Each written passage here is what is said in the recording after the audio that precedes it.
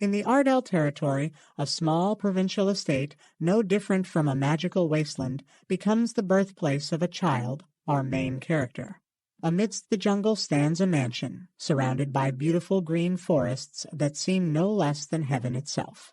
With the birth of the child, a new atmosphere of joy is created within the family. The maid immediately informs the child's father, creating a separate celebration within him to go see the child. The nurse, smiling, informs the delighted mother that the heavens have really favored us, my lady, and joyfully announces that it's a boy.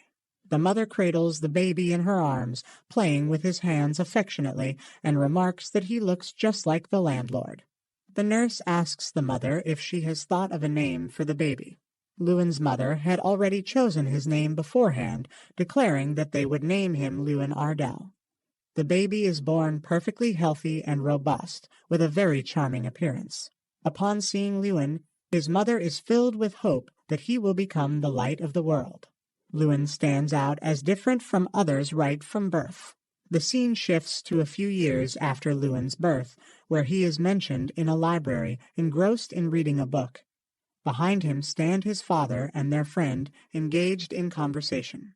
His father requests his friend, "Please do your best and patch up good maritime resources." Luin overhears their conversation. In response, his father's friend assures him, "Of course, I will take care of it, my lord." Luin interrupts them and calls out to Mr. Beggins. Both Luin's father and Mr. Beggins turn to look at Luin, and Mr. Beggins asks him, "What is it, young master?" Luin tells them to avoid going to the street near South Mountain, as the mana flow there is very strange. Mr. Beggins doesn't quite understand Luin's words, and they leave from there. The weather turns very bad the next night, with dark clouds covering the sky, heavy rain pouring down, and lightning flashing brightly. To escape the rain, Mr. Beggins is seen running towards the mansion gate. Upon seeing him arrive, Luin's father scolds him, saying he was very late and he was worried about him. Once inside the mansion, Mr. Beggins takes a deep breath of relief. He apologizes to Luin's father, explaining that he had chosen a longer route, which made him late. Hearing this, Luin's father becomes concerned and asks if something happened on the way. Mr. Beggins explains that he narrowly escaped a bad situation because young master had warned him beforehand. Luin's father doesn't fully understand, so Mr. Beggins elaborates, saying that as Luin had told him to avoid the street near South Mountain, he followed his advice. Later, he found out that there was an attack by beastmen in that area. Luin's father is left astonished by Mr. Beggins' revelation, while Mr. Beggins is greatly pleased that he was saved thanks to young master's warning. He expresses his gratitude and mentions that those who had gone near that area had to face significant difficulties.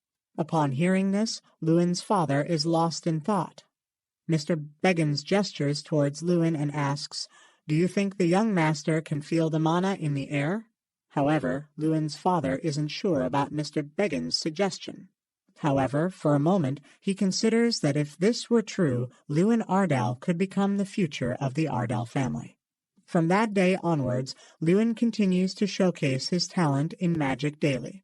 At the age of 6, Luin could sense mana, and by the age of 7, he could manifest it. When he turns 10, he gets admission to the Ignit Academy, where he surpasses countless children from prestigious families and earns the title of valedictorian in his very first year, along with the title of genius. Luin's life is going very well, and he is happy for himself as well. He is determined to raise his family's status. On the first day of Luin's class, all the children and professors are standing. The professor asks Luin to demonstrate his valedictorian skills.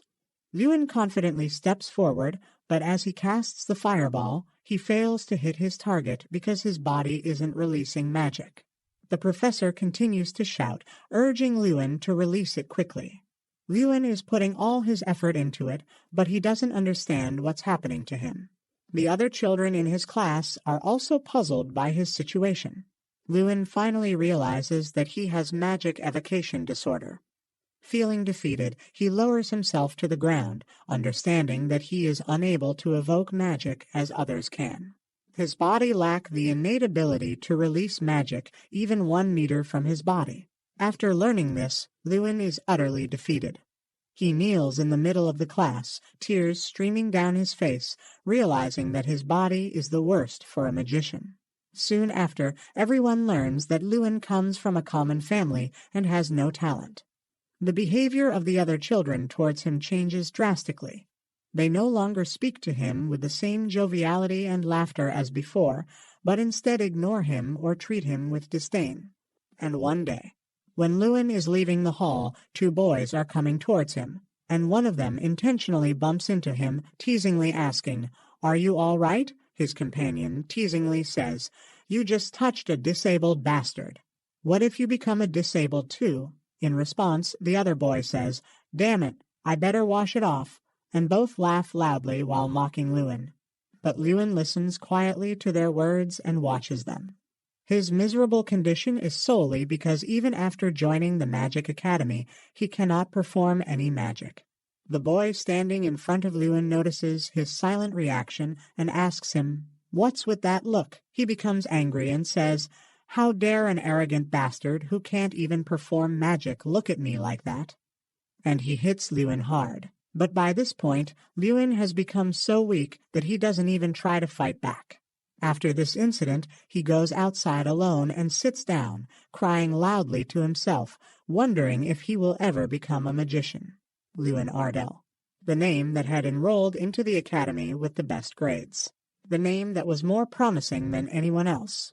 The name that was more diligent than anyone else. All of it becomes meaningless because of a curse. The magic genius that entered the academy with the highest grades turned into a magic cripple. Luin now has no confidence in himself. Everything seems to have ended for him. But what he doesn't realize is that despite his thoughts, his entire life is about to change, and the end of his despair is near. The scene shifts to the vastness of space, where our main character, Luin Ardell, finds himself unconscious. When he opens his eyes, he is disoriented, unable to understand his surroundings. He feels as though he is swimming in the depths of the ocean. As he tries to comprehend his whereabouts, a system window suddenly appears before him, stating that he is an incarnation of Draka, the destroyer of worlds. After reading the system window, Luin is unable to understand anything because he is still unconscious and he doesn't comprehend what is happening. When he regains consciousness a while later, he is extremely surprised to see a towering figure before him with glowing red eyes. It seems like a dream to him. As he carefully observes the figure, it seems like the figure is perhaps trying to say something, but our MC cannot hear anything. But all of this begins a few hours earlier when our MC is in the Ignit Academy training hall taking his practical test where he is struggling to perform well. Professor Heidel, the combat magic instructor, calls out Luin Ardell's name and instructs him to cast a fireball and hit the scarecrow, just as he had explained earlier. Luin steps forward to take his test, feeling the gaze of all the other students and the disappointment in his professor's eyes. He feels frustrated because casting a fireball is something any academy student can easily handle. But our MC is not as capable in magic as the others, making this task very difficult for him. All eyes are on him, but he feels deeply disappointed. He lowers his head, wondering if he can do it this time. Even his professor can't help but notice his distress and urges him to start quickly. Luin, upon hearing his professor's words, prepares to cast the fireball in his hand. As he casts it, a small flame flickers in his hand, boosting his confidence a bit. He tells himself that he must do it this time, no matter what. As his confidence grows, the size of the fireball in his hand increases, becoming quite large. The other students in the class become nervous seeing the size of his fireball, as they can't believe that such a large amount of mana is even possible for a human. Even his professor is watching him closely. Luin, feeling confident, prepares to hit the scarecrow with his fireball. But as scared as he is, his fireball disappears, yet he doesn't want to show himself as defeated. He tries casting fireball again, but his mana has been depleted significantly, and he starts feeling nauseous upon trying again.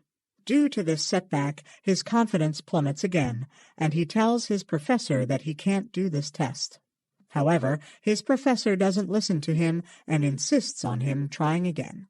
Luin, though, lacks any confidence in himself. His professor explains to him that he is now a graduating class student, and if he can't handle even such a simple magic, he might not be able to pass the graduation test. Luin is also deeply disappointed with his performance and feels that he may have been made for failure. However, suddenly, a different kind of confidence builds within him, and he apologizes to his professor, assuring him that he will practice hard to perform better next time. Seeing his performance, the other students in his class are talking among themselves, making fun of him, suggesting that maybe he can't do anything and gossiping about him, teasing him relentlessly. Luin overhears their conversation and reflects on how he, a humble local nobleman, joined the academy as the valedictorian, which may have caused envy and jealousy among his classmates.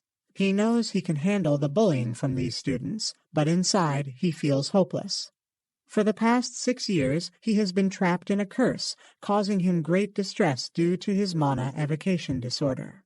As the exam ends, all the students gather in the academy corridor, discussing the exam with each other.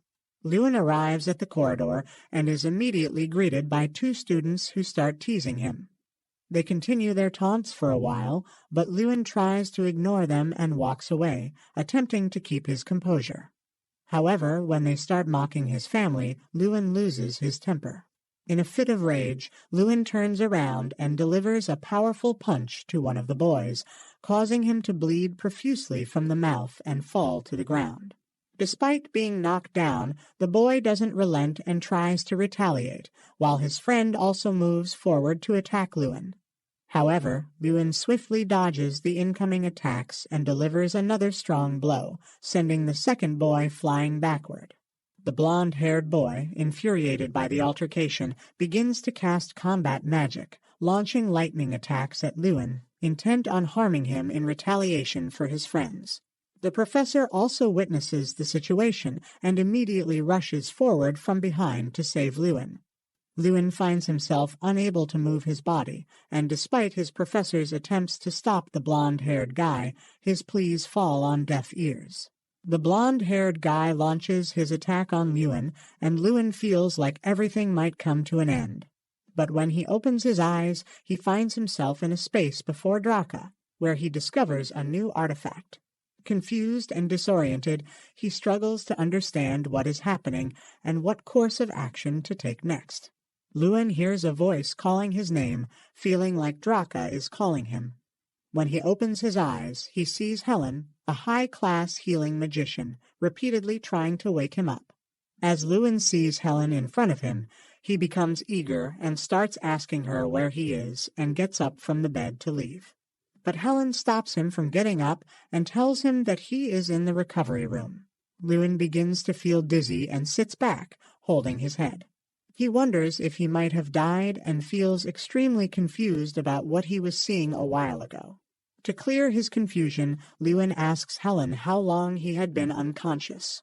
Helen replies that it had been nearly a day and tells him that he was fortunate to have survived because there were no signs of injury on his body from the lightning bolt, neither any wounds nor any damaged organs. Helen herself is a bit amazed because she has never seen anything like this before. Hearing Helen's words, Luin is astonished because he knows very well that being hit directly by a lightning bolt usually results in the entire body being engulfed in flames within seconds. As Luin continues to examine his body, he hears the sound of the door opening and sees his professor entering to meet him. Upon seeing his professor, Helen excuses herself and leaves. The professor inquires about Luin's well-being and informs him about a meeting that took place regarding the incident. It was decided to expel Ben Folt for using offensive magic with the intention of causing fatal harm and spreading false rumors about the Ardell family. Luin, in a somber state, confesses his own fault to the professor. The professor assures him that he will also receive punishment, explaining that he will have to participate in volunteer service at the academy for a month. After conversing for a while, a question has been lingering in the professor's mind for some time, and he finally asks Luin if